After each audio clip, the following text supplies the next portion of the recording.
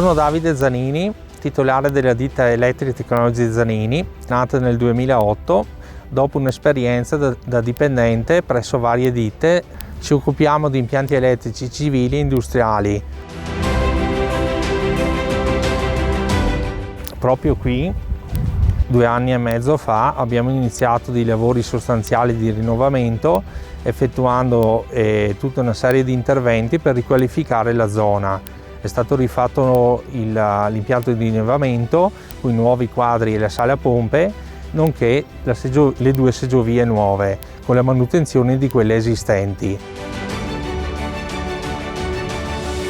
Sono stati rifatti totalmente i quadri di alimentazione, power center e anche la cabina elettrica di trasformazione della 20.000. Il mio lavoro è estremamente vario e tutti i giorni si fanno e si imparano cose diverse. Questo, quando c'è un stagista, cerchiamo sempre di insegnarlo e mostrare tutte queste potenzialità che ha il nostro mestiere. Tutti i giorni sei in posti diversi, vedi posti nuovi e lavorazioni nuove. Fai sempre cose diverse, con mezzi e con sistemi diversi, insomma.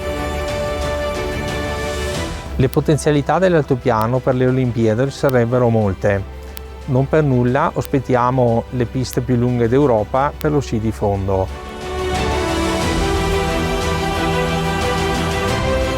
Creerebbero un notevole indotto anche nelle lavorazioni che si possono fare anche da noi artigiani presso le piste, le baite e quant'altro. Potrebbero essere un'occasione per crescere sia professionalmente che anche una ripercussione sul territorio.